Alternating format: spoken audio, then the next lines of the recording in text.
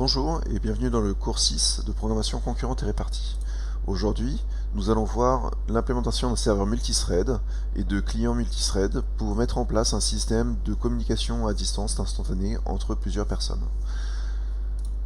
Nous allons donc commencer par présentation du serveur. Donc, un petit rappel de ce que l'on a vu précédemment. On a vu la semaine dernière un logiciel client et un logiciel serveur que l'on a implémenté en TP qui permet de faire un échange de données en échangeant directement entre les deux processus des entiers ou des chaînes de caractères. Une des limitations de ce système était que le serveur était séquentiel et qu'un seul client pouvait donc se connecter à la fois au serveur. Cette semaine, l'objectif est de faire un serveur multithread, c'est-à-dire de permettre à plusieurs clients de se connecter en gérant chaque client par différents threads.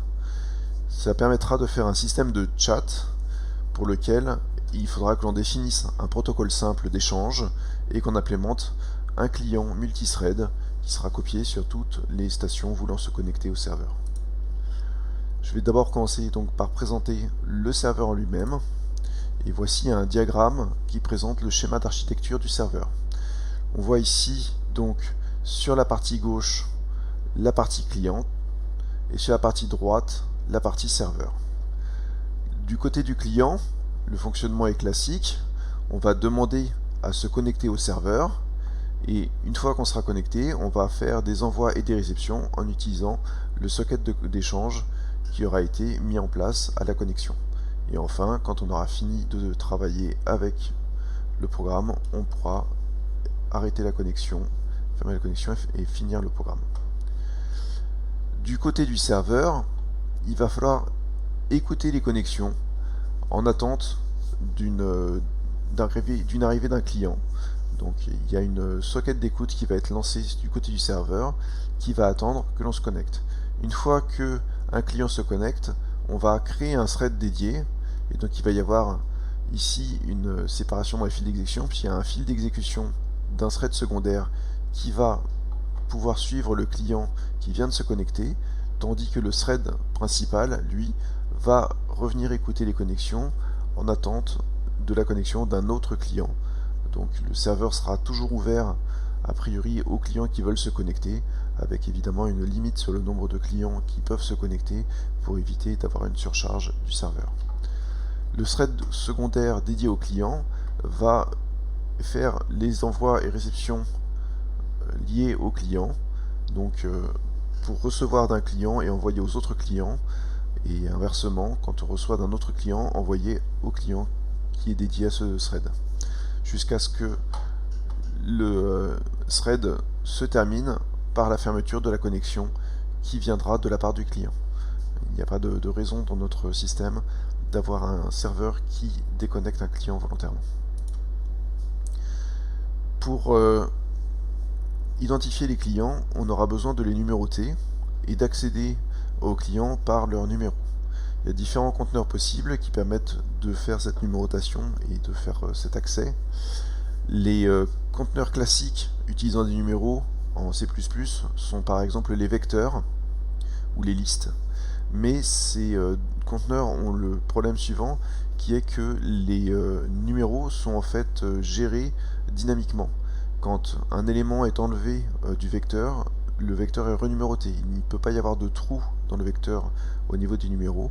Et du coup, les numéros des clients changent au fur et à mesure de l'évolution des connexions quand un client se déconnecte et qu'un autre s'est connecté avec un numéro plus grand. On va donc être amené à utiliser plutôt la structure de map qui permet de faire en fait une liaison clé-valeur.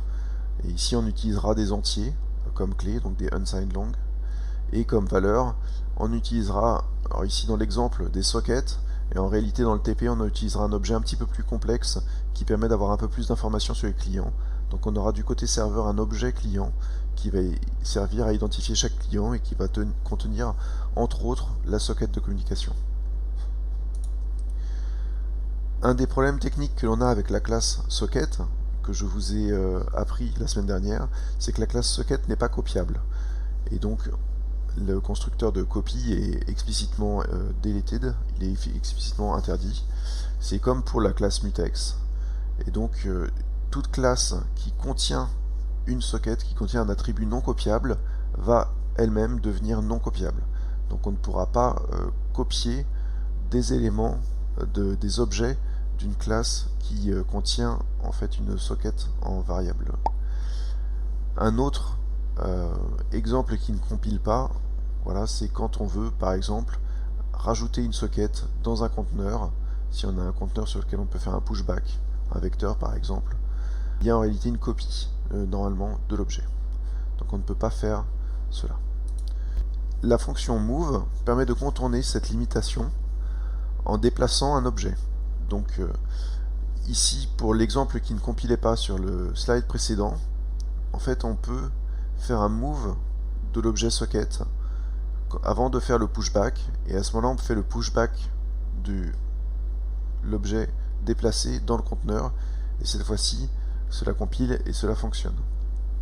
En fait, après le move, la propriété de l'objet change. Ce n'est plus la variable qui va être propriétaire de ce qui était pointé avant par la variable, c'est le conteneur. C'est-à-dire que la variable soc n'est plus définie après cette étape de move. On ne peut plus accéder à l'objet que la variable contenait après avoir fait le move. Il n'y a plus rien, en fait, c'est un objet indéfini.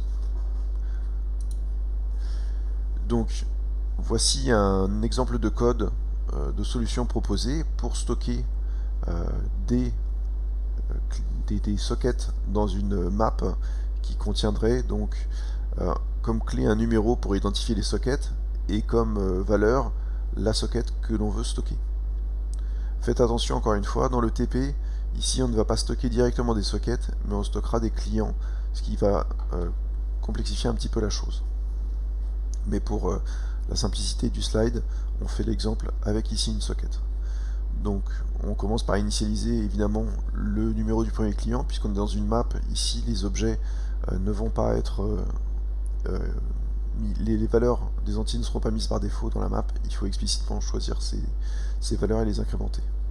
Et ensuite on va faire une boucle d'attente ici des clients, dans laquelle à chaque fois on créera un nouvel objet. Ici socket dans le TP client, et on va attendre une connexion. Donc ici à nouveau on attend la connexion sur le socket. Dans le TP ce sera sur la variable socket liée à l'objet client qui aura été créé juste au-dessus. Et donc une fois qu'on a réussi à obtenir cette connexion, on rajoute dans la map avec la commande onPlace un élément lié à ce numéro que l'on va incrémenter soi-même et qui contient cet objet que l'on a récupéré. On n'a ensuite plus le droit d'utiliser directement la variable qui a été déplacée, mais on peut utiliser par contre la variable via l'appel à travers la map. Donc en retrouvant dans la map le bon élément, on peut retrouver la variable en question. Cette map client ici sera partagée entre tous les threads. C'est un objet commun, même si chaque client va généralement surtout s'intéresser à sa propre socket, à ses propres communications.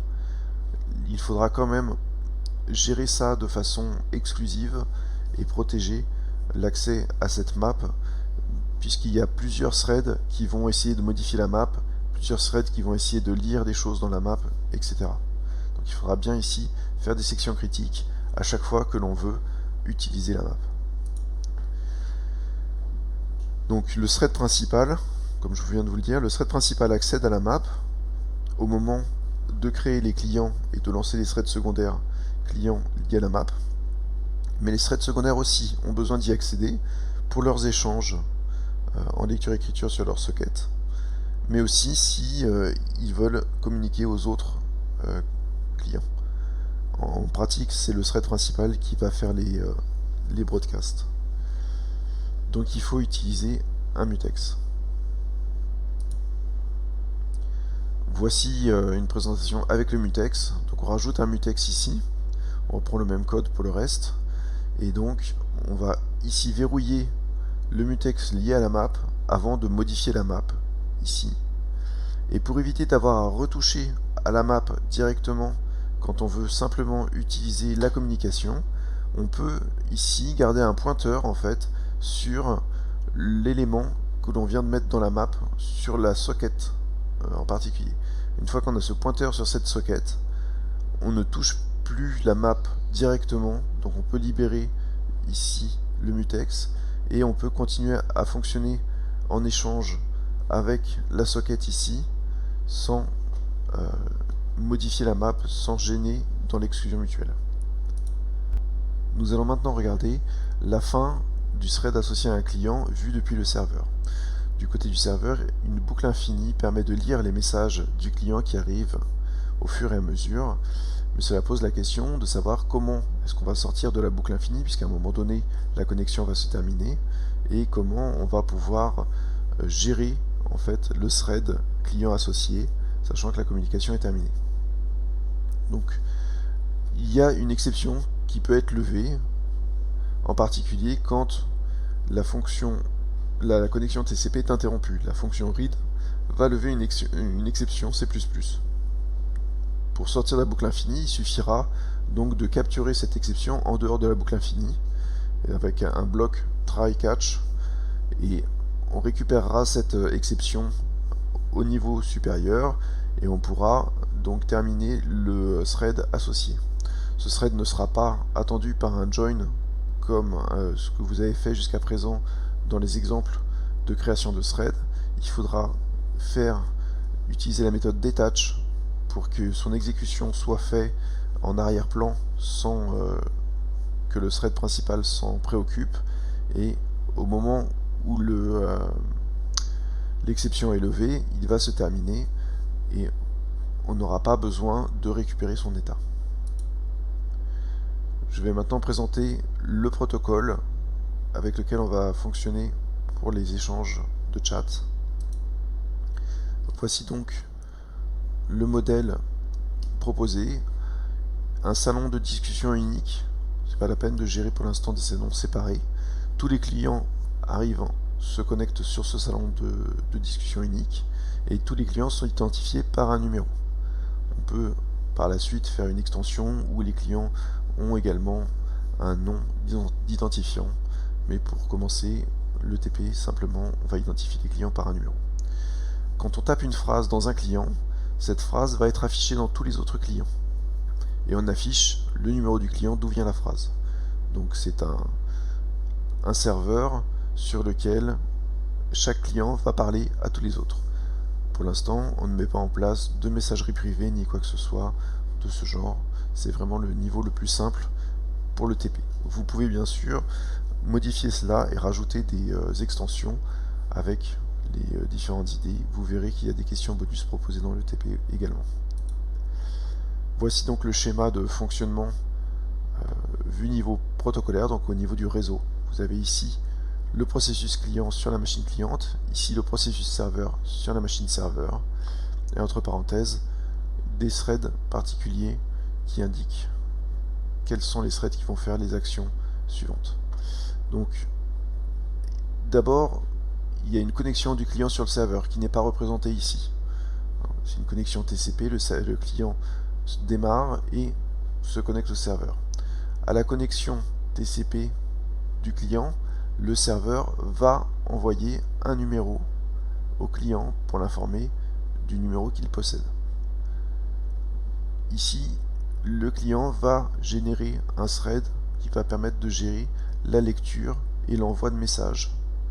Et va, sur ce thread d'envoi de messages, écrire éventuellement des phrases à destination du serveur.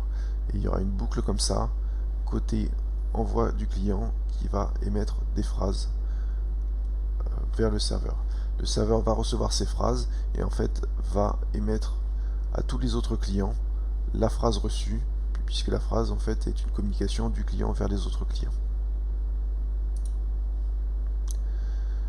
Donc voici ici ce broadcast représenté dans un schéma. Donc ce client envoie cette phrase à destination de tous les autres clients, le serveur la reçoit et le serveur va faire une boucle pour répéter à tous les autres clients, donc tous ceux J qui sont différents de I, le client I étant celui qui vient d'émettre, et J, ce sont les clients qui veulent recevoir ce message.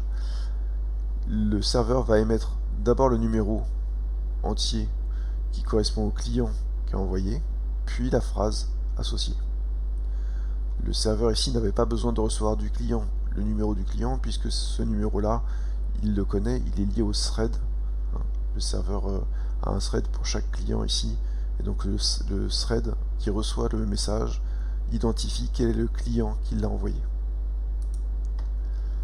On va maintenant montrer du côté du client le fonctionnement. Le client doit à la fois attendre les phrases tapées par l'utilisateur au clavier et attendre les messages envoyés par le serveur.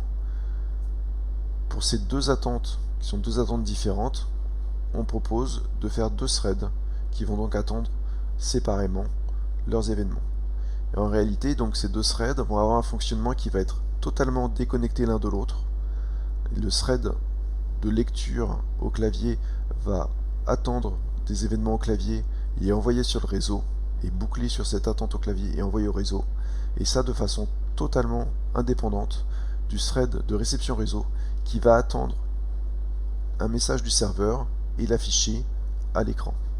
La seule chose entre les deux, c'est le seul point commun, c'est l'écran, puisque quand on tape au clavier, ça va s'afficher sur notre écran, et quand on va recevoir un message, ça va également s'afficher sur notre écran. Donc il va falloir gérer juste cette petite interface clavier, mais vous verrez, finalement, la méthode est très simple. Donc simplement ici, on récupère un message, on l'envoie avec un write vers le serveur, et on revient se bloquer en attente du message suivant tapé sur le clavier. Et de façon indépendante, le serveur va envoyer des messages que côté client, on va récupérer avec un read et qu'on va afficher sur le terminal avec un cout qui sera également bloquant au niveau du read. Donc voilà les deux threads, le thread lecture clavier ici, et de ce côté-là, le thread réception réseau. Donc chaque thread exécute une boucle infinie. Le thread de lecture teste si on a fermé le terminal d'entrée, auquel cas on va interrompre ce thread de lecture, et le thread côté réseau va attendre ici l'exception levée par la fonction de lecture quand la connexion TCP est interrompue. Donc c'est l'exception au niveau du réseau, l'interruption de la communication, qui va déterminer l'arrêt du thread de réception. Si le thread de réception arrête, le client va s'arrêter, et inversement, si le thread de lecture au clavier s'arrête, le client va s'arrêter. Donc les deux threads, en fait, si un s'arrête, ça arrêtera totalement le client. On va maintenant faire une petite démonstration dans une autre vidéo avec le serveur et plusieurs clients qui communiquent entre eux.